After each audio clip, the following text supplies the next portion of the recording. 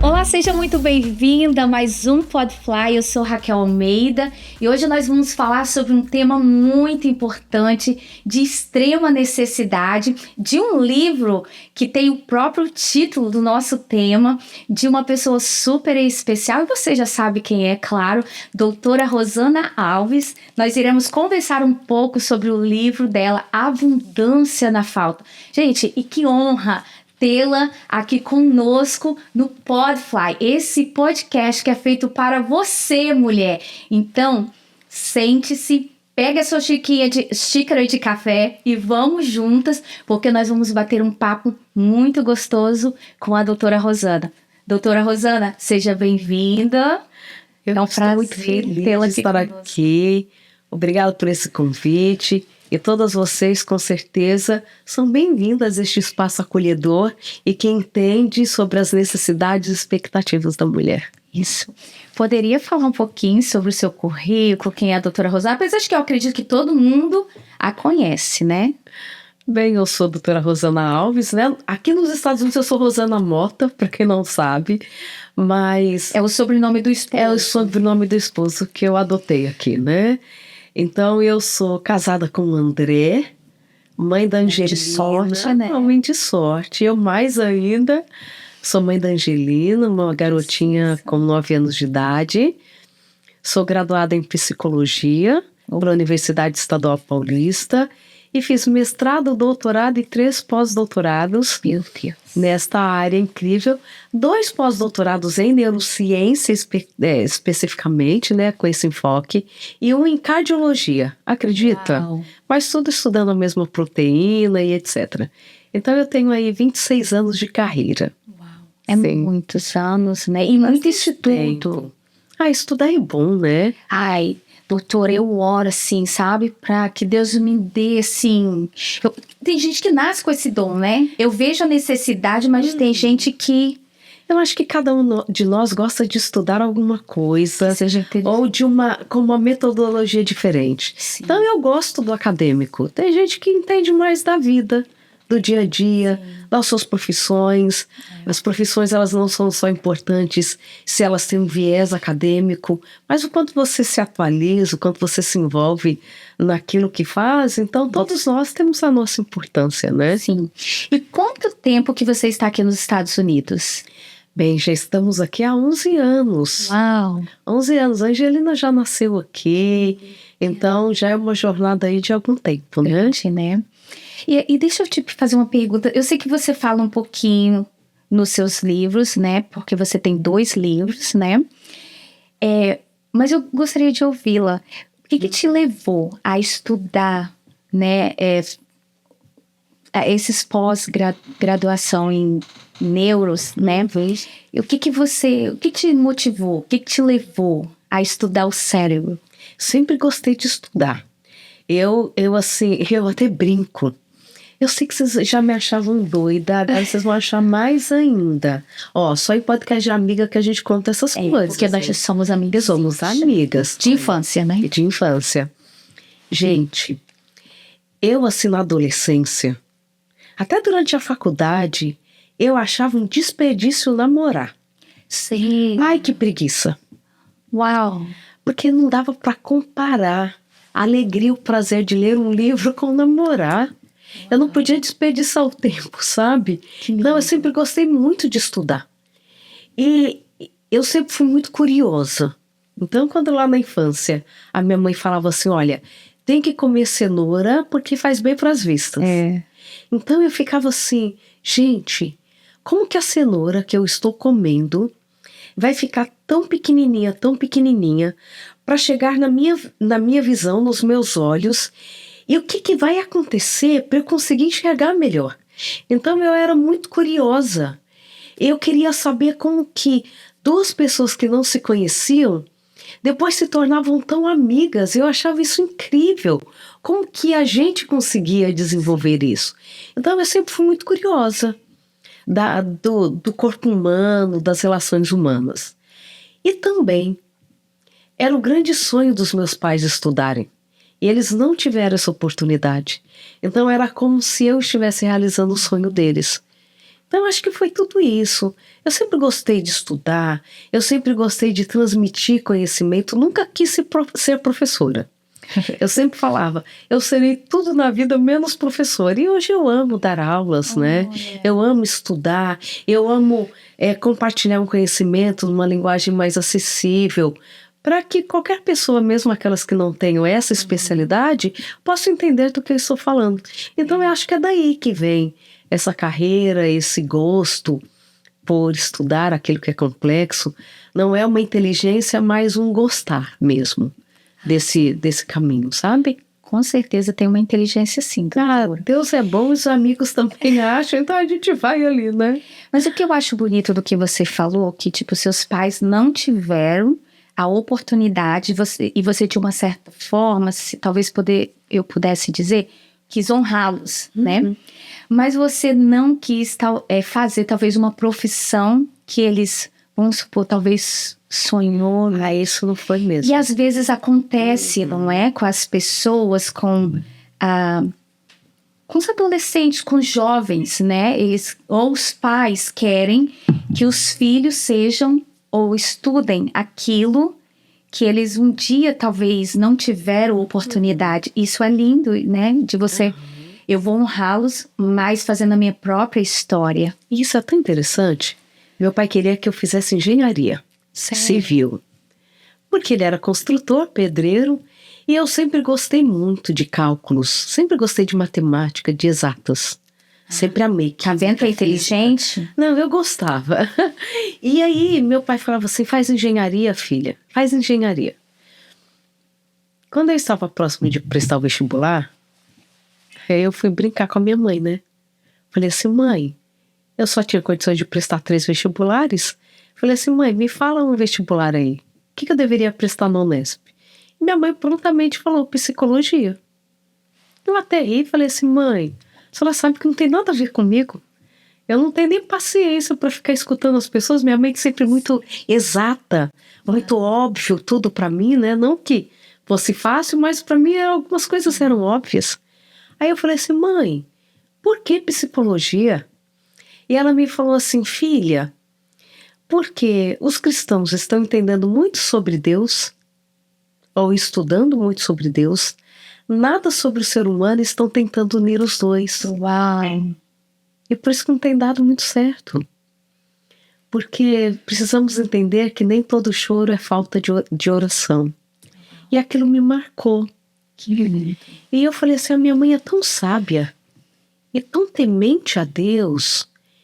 E eu falei assim, mãe, eu vou dar uma oportunidade para Deus. Não é o que eu quero, mas eu vou dedicar este vestibular para prestar psicologia. E se esse for o plano de Deus, Ele vai me mostrar no vestibular. E olha, eu passei em 4º lugar na classificação geral da Unesp. Uau! Era a melhor faculdade de psicologia da América Latina na época, eu nem sabia disso. Então, assim, eu não fiz a engenharia do meu pai e eu não faria a psicologia porque era o que a minha mãe achava que seria legal. Mas eu entendi o propósito. E quando eu passo numa classificação assim, miraculosa, eu entendi que Deus tinha um plano para minha vida. E claro, aí eu lá na psicologia, para que vocês entendam, eu sou muito... As coisas para mim são muito preto no branco. Eu amo estatística, fui professora universitária de pós-graduação de estatística por muitos anos, amo dar aula de estatística. Talvez isso as pessoas também nem sabiam sobre mim, né? Eu não. Então, Mas copiei. E foi muito legal, porque aí quando eu estava no 2º ano da psicologia, eu conheci a neurociência. Aí se apaixonou. E aí para mim aquilo foi tudo, fazer cirurgia, estudar, tinha muita bioquímica envolvida. Então minha vida era fazer cálculo bioquímico. Sempre amei isso. Estatística mesmo, eu amo estatística até hoje. Então eu me encontrei porque ali eu estaria estudando o ser humano, né, esse cérebro e como fazer isso ter sentido na vida do ser humano, tentar ali estudar e desvendar um pouco dessa dinâmica tão complexa que é o sistema nervoso central e esse cuidado com o ser humano. Então eu acabo me encontrando e vendo aí um caminho mesmo, de mostrar para as pessoas que nem tudo é falta de oração, que existe uma marca genética em traumas, que o ambiente pode eliciar, né? Provocar ali uma ansiedade, uma depressão. Então foi assim que esse caminho foi construindo. Então eu pego o desejo dos meus pais de estudar e não tiveram essa possibilidade. Não era engenharia. Tudo bem que eu sou técnica em desenho mecânico, não sei também se vocês sabem disso, mas eu desenho peças de indústria, de máquinas. Eu sou técnica nessa área também. Que lindo! Eu nunca vi, ó, gente, só aqui no Podfly. Só aqui no Podfly que a gente tem isso. Só. Então eu acho que eu acabei fazendo um pouco dessa, de alguma forma, de uma engenharia, né? Que meu pai tanto gostava e queria que eu fizesse, e quanto essa ajuda para o ser humano que ela era tão necessária. Sim, uma coisa muito interessante que você falou, doutora, é sobre isso que a sua mãe falou, né? As pessoas estão buscando conhecer muito a Deus e não estão conseguindo definir ou entender o que é realmente os traumas e o que realmente é a espiritualidade, né? Sim. Eu digo isso com propriedade porque eu vim de um meio que eu sempre tive vontade de fazer terapia e tal, só que eu vim do meio que se eu fizesse, aí a gente fica assim, poxa, eles vão pensar que eu tô sem fé, sobre a minha espiritualidade, né, que é a falta de Deus. Então, por muitos anos eu vendo a minha necessidade, mas por medo do julgamento, entre tantas outras coisas, eu só fui fazer na minha vida adulta, depois de casada, depois de 16 anos de casada, que aí eu falei, gente, que íamos começar o ministério, eu falei, eu não consigo entender nem a mim mesma. Sim. Como que eu vou lidar com o outro? Aí que eu fui buscar ajuda. Aí eu falei, eu preciso primeiro resolver os meus problemas interiores para que assim eu possa ajudar o outro. Sim. E também te revelar uma coisa que era muito interessante, que eu acho que eu nunca falei. Eu passei por abuso e eu não tinha revelado ainda para o meu esposo, porque foi na minha infância. E aí eu pensei, não preciso falar com ele, porque não estávamos casados, não foi uma traição, então eu nunca tive isso na minha cabeça. Mas no processo da terapia, a minha terapeuta não pediu, não falou nada, mas eu senti a vontade, a necessidade de abrir o meu coração, o que, né, aconteceu comigo na minha infância e tal. E porque estava chegando pessoas para nós com abuso. E eu falo assim, gente, como que eu vou poder acolher bem essa pessoa se o meu esposo, né, não sabe da minha história? Então foi quando eu abri a minha história para ele e tudo. Fui bem acolhida. Mas eu vi essa necessidade. Mas por muitos anos eu sempre vi essa necessidade. Mas eu não busquei ajuda e nenhum outro recurso, a não ser a espiritualidade, por esse medo. Sim, nós precisamos pensar que o ser humano é integral. Nós somos mente, corpo e espírito. E se qualquer uma destas áreas não estiver bem cuidada, todas sofrerão. Então, da mesma forma que a gente fala assim, ai não, se é diabético precisa tomar a medicação, cuidar da alimentação, do exercício físico. Nós não temos esse cuidado? Nós não entendemos que é assim? Então com a nossa mente também é da mesma forma. Nem tudo é falta de oração. Claro que nós sabemos que a espiritualidade ela é um suporte para essa qualidade de vida como nós desejamos. Mas não significa que eu não tenho qualidade de vida, significa que eu não tenho espiritualidade. Então nós temos que ter esse cuidado, porque é uma cultura. Nós herdamos da Idade Média. Sim. Então do pescoço para baixo o médico cuidava, do pescoço para cima era a igreja quem cuidava, né? Então as loucuras, o paciente esquizofrênico era chamado de louco, né? muitas vezes era só possessão demoníaca, e não tinha essa clareza de que existem as doenças da mente. Sim. Então esse entendimento é extremamente importante para olharmos para o outro com respeito, Sim. para o acolhimento, para saber que as necessidades são diferentes e os problemas também com diferentes origens. Isso. Então esse olhar é bem importante. A senhora acredita que hoje mudou um pouco essa cosmovisão da igreja, do povo? Tem mudado. Do cristão? Tem mudado, mas ainda precisa mudar mais. Ainda lá nos lugares mais privativos, ainda existe muito preconceito. Sim. Ainda existe muito líder religioso falando, na minha igreja a gente cura a depressão diferente. Coloca para carpir um terreno para ver se a ansiedade não passa. O pedreiro. Vai lavar a louça, vê se o pedreiro tem tempo para ficar chorando à noite. Então ainda existe muito preconceito. Existe muita mulher que ainda não procura ajuda porque elas sabem que vão ser maltratadas mesmo. Então a gente ainda tem um caminho muito longo para percorrer. Uau, interessante isso. É muito lindo. Vamos entrar no livro, porque senão, esse livro maravilhoso que eu li, eu gostaria de saber como surgiu a ideia, o nome, o título, como que... O que Deus trouxe ao seu coração? Ou da onde nasceu esse desejo? Isso é tão lindo. Eu queria escrever um livro para mulheres. Todos os livros, todos que eu já escrevi, eles têm ele é genérico, né? Você tem quantos, doutora? Hoje, escritos, eu tenho publicados 8. Eu só conheço 10. Acabei de escrever mais 4. E até o final do ano eu escrevo mais 5. Que legal! E quando eu escrevi esse livro, eu já tinha 3 livros publicados, então esse é o 4º livro como autora, né? Eu sempre colaborei em muitos livros. Então eu queria um livro para mulheres. Sim. É o público que mais me segue, é o público que mais me procura para ajudar nas suas angústias, contar as suas histórias. E eu estava pensando sobre o quê? Qual vai ser a linha condutora do livro? Aí eu falei assim, por que não a história da minha mãe, que eu conto tanto? É uma história tão inspiradora. Não que fosse uma mulher sem defeitos, mas apesar de, aquilo que ela tinha de melhor sobressaiu. E eu via nela muito daquilo que as mulheres precisam.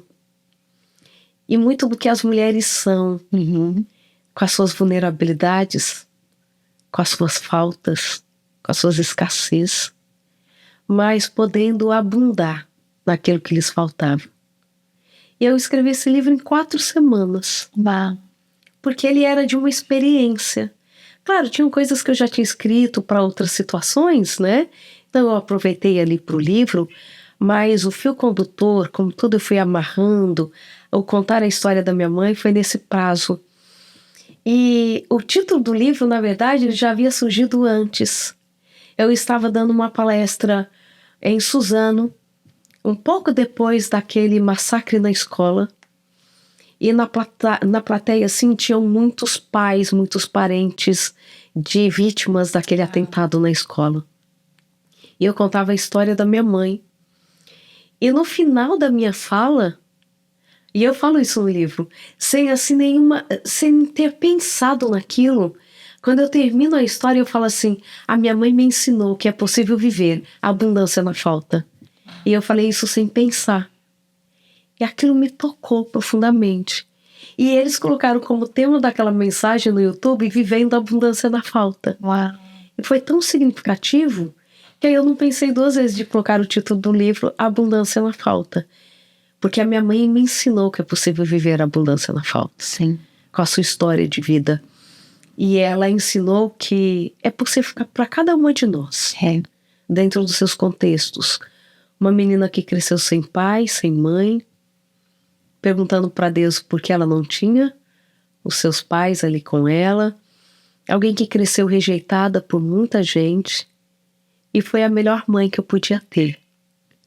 Uma mulher equilibrada, uma mulher que não tinha predileção por nenhum filho, que nos ensinou a amarmos como irmãos, que nos ensinou a dar valor à vida, a respeitar as pessoas. A minha mãe, ela era doente, ela tinha uma hipertensão, da qual ela faleceu com 47 anos de idade. E ela sentia muita dor de cabeça, a ponto de desmaiar de tanta dor. E quantas vezes nós vimos isso? E ela não gritava com a gente dentro de casa. E eu perguntei para ela: mãe, como pode a senhora com 5 crianças dentro de casa, que sente dores de cabeça a ponto de desmaiar, para ficar em UTI? A minha mãe ia para o hospital e os aparelhos não aferiam a pressão dela, não conseguiam aferir, porque passavam de 32. A mínima dela chegava em 25. E eu falava assim: como que a senhora não grita com a gente? E ela dizia assim: filha, eu nunca vou emprestar a minha boca para Satanás falar com os meus filhos. Uau. Porque é ele quem quer que os pais gritem com os filhos, porque é por meio do grito que Satanás tira o amor do coração dos filhos. E no que depender de mim, a minha boca nunca vai ser usada por ele. Então ela tinha princípios que eram muito maiores do que a história dela. Eram muito maiores do que as dores dela. E eu sempre conto essa história, sabe? Eu já era adulta, eu já estava terminando o mestrado, voltando um dia de carro com ela, com o meu noivo, que hoje é o meu marido, e conversávamos sobre a vida. E eu falei assim: mãe, como a senhora conseguiu romper a lógica do sofrimento? Porque o que a gente está acostumado a ver é quem apanhou, bate. Quem não recebeu amor não sabe dar. Quem não foi abraçado não sabe abraçar. E como a senhora que cresceu sem a mãe da senhora consegue ser a melhor mãe do mundo? Como a senhora que foi rejeitada por uma sociedade por ser filha de uma mulher separada e separou na década de 50, foi a minha avó quem saiu de casa. Como a senhora cresce sem a mãe e nessa circunstância de rejeição social, a senhora consegue ser a pessoa mais acolhedora que eu conheço. O que ela me ensinou naquele carro, Deus e meus professores me ensinaram. E ela me disse assim: filha, não que eu me considere, mas eu sou a pessoa mais indicada para ser a melhor mãe do mundo, porque eu sei o quanto uma mãe faz falta.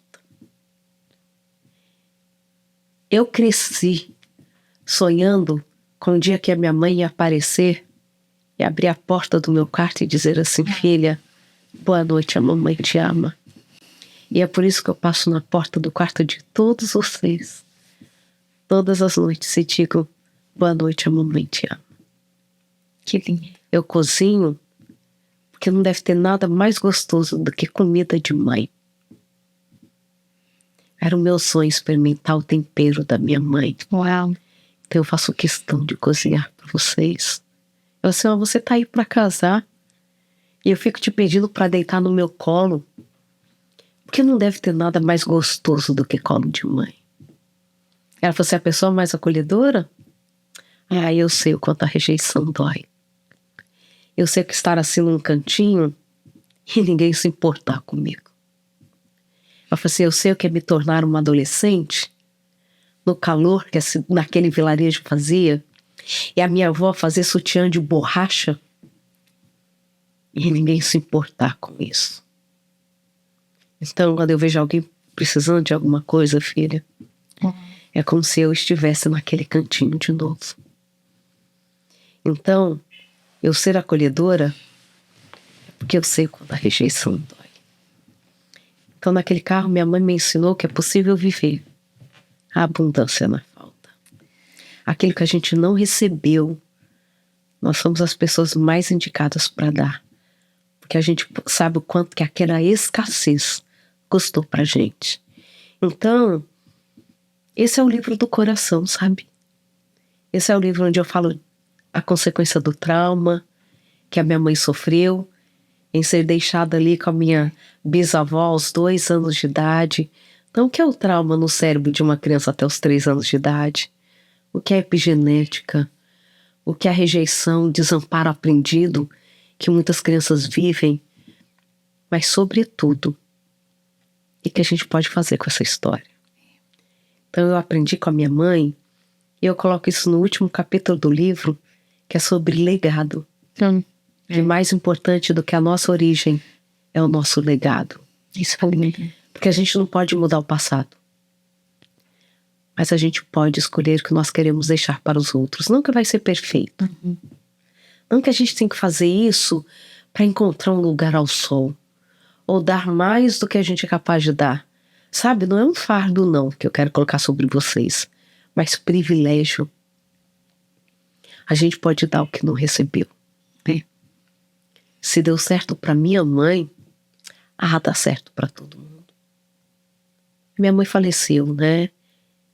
E foi pelos traumas que ela faleceu. Ela não precisava ter falecido aos 47 anos de idade, mas aos 13 ela entrou em coma por conta da hipertensão. Uau. Então, a marca ficou no cérebro dela, no corpo dela. Mas não foi essa marca que ela deixou para o mundo. Quando que ela imaginava que ela se transformaria num livro que já foi lido por milhares de pessoas. Impactou a vida de tanta gente. Porque ela deixou um legado. Então, chega uma hora na vida, sabe? Que a gente tem que parar de olhar para aquilo que nos faltou. Se preocupar em abundar na vida dos outros. Porque quando a gente dá, a nossa alma é curada. Que minha mãe não recebeu, ela deu para as pessoas. E ela teve a família dos sonhos dela. Ela teve os filhos dos sonhos dela. E sabe, eu acredito muito no que o apóstolo Paulo fala. Bem-aventurados os que dormem no Senhor, porque as suas obras vão com eles.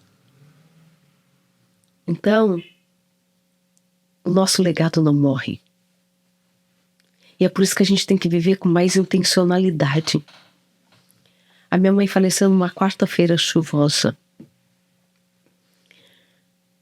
E foi uma multidão naquele cemitério, daquela cidadezinha. E quem passasse por ali acharia que uma celebridade tinha morrido. Os carros não couberam no cemitério. Ocuparam as ruas próximas ao cemitério e ainda tiveram que ocupar uma parte do acostamento da rodovia. Porque as pessoas chegavam e falavam assim: quando soubemos que a dona Beth faleceu, nós precisávamos vir para dar o último adeus. Porque quando chegamos no Nordeste, foi ela quem nos deu cobertores. Quando o nosso casamento estava acabando, foi ela quem chegou na nossa casa. Chega um rapaz de cadeira de rodas e diz assim: quando eu sofri o acidente que me deixou assim, contaram para dona Beth.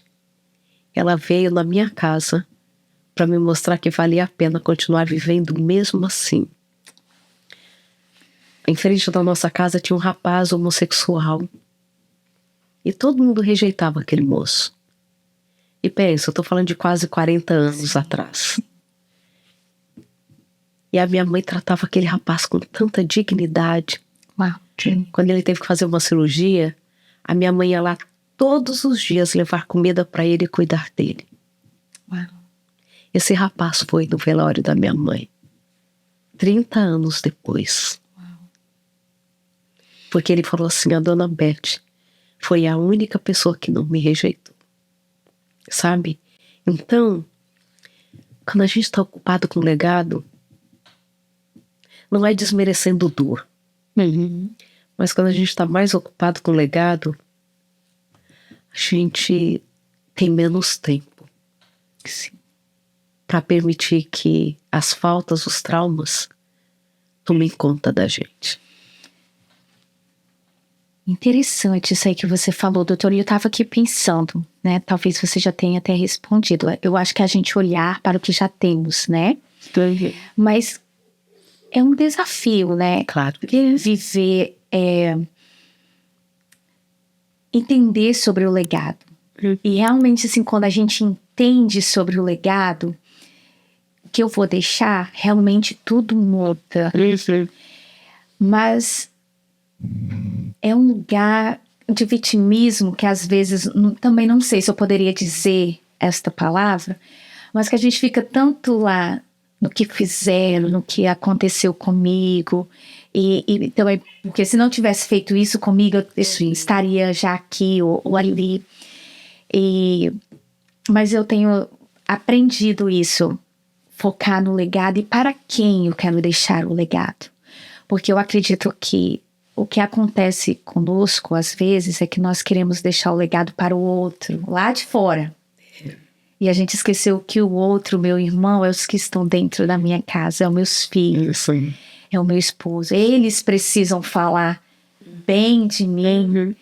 E assim, isso é realmente interessante, muito lindo. E de você dar aquilo que você não recebeu. Isso é lindo demais. E lógico, o lugar de vítima é o lugar natural do sofrimento.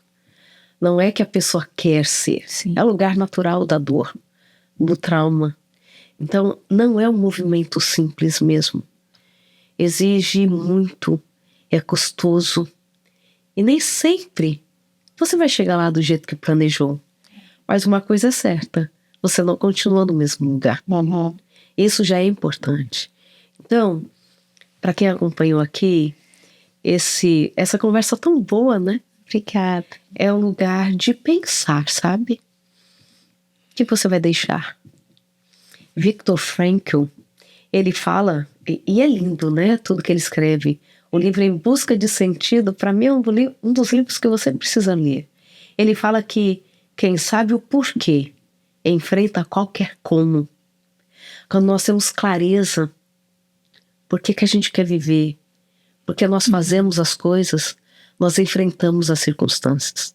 Insisto em dizer que isso não é conto de fadas, não é romantismo, existem as dificuldades, nem sempre vamos conseguir assim com maestria tudo, mas a gente vai avançar.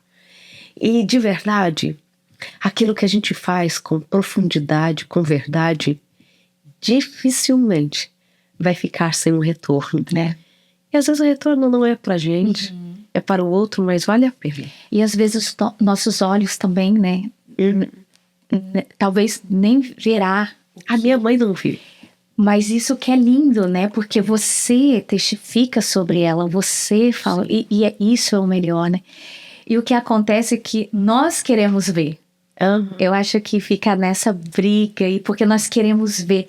E é uma coisa que eu tenho buscado, porque focar nos filhos, porque em tudo. O legado, eu tenho aprendido muito sobre o legado e para quem deixar isso. Exatamente. Eu gosto muito do ditado que diz que quem planta tamareira não come tâmaras. Que a tamareira, naturalmente, ela leva 100 anos para produzir o fruto. Então, quem planta tamareira não come tâmara. Então, se a gente pensar em fazer as coisas só aquilo que eu de imediato vou colher, a gente deixa de plantar tamareira. E hoje eu como a tâmara, de comer da tamareira, né? Hoje eu como a tâmara que a minha mãe plantou. E a minha filha vai comer daquela que eu estou plantando. Então, quando nós cumprimos o nosso propósito ontogenético, que além da nossa existência, a gente acha o sentido da vida. E o que eu gostei também do livro, que você deixa ali para escrevermos, autorreflexão, né? Então isso é gostoso. E eu sei que nós já estamos caminhando para o final, mas eu amei muito o livro, foi bem... Obrigada. Foi bem... O que, assim, eu já tinha ouvido você falar em uma das suas palestras sobre a sua mãe, que ela não gritava, mas quando eu li no livro... Foi assim, com uma flecha, não tem assim, eu me senti mal. Eu falei, meu Deus, como que pode, né? E quando quando essa fala da sua mãe, né, que eu não quero dar a minha boca para o inimigo, para ferir a identidade do meu filho, aquilo ali foi, tipo assim, não tem, deixa eu chegar a pedir perdão, meu filho, vamos reconstruir. Vamos começar de novo. Sim, e eu fiz. A partir de então, eu cheguei para os meus filhos, porque é uma coisa que eu busco praticar isso. Sim. Que vou lá, peço perdão, desculpas e falo, eu também estou aprendendo. Eu também estou crescendo junto com você. Me ajuda. Eu falo, me ajuda a ser melhor, me ajuda a ser uma mãe melhor, uma pessoa primeiramente melhor, né? Então, eles me ajudam muito, me ajudam E é isso mesmo, né? O filho faz com que o pai cresça sempre, né? É verdade. Ai, meu Deus, que coisa linda, né? É muito bom. Doutora, que privilégio ter você aqui conosco. Honra minha. Que privilégio. Esse espaço que você abre para que as mulheres possam se identificar. Todas nós nos identificamos com algum aspecto, né? Sim. De todas as falas. Então, uma honra minha estar aqui e que você também possa refletir sobre a sua vida, sobre as suas escolhas. Você sabe que eu desejo que você voe, que você viva a abundância até quando te faltar todas as coisas. Uau! Eu ia pedir ela para deixar uma palavra, mas ela já deixou. E nós vamos ficando por aqui. Agradecemos você por estar aí conosco. E comente. Primeiro aperte aí o sininho, né? Ative o sininho. Inscreva em nosso canal. Comente e mande para os amigos, né? É isso aí. Porque grupos nós temos bastante. O que não falta no WhatsApp. Gente, o que é isso? Então mande para todos os grupos que você tem aí. Vamos ficando por aqui. Um beijo no seu coração e até a próxima. Vamos fazer o convite para a doutora voltar mais vezes. Com certeza, vai ser uma honra.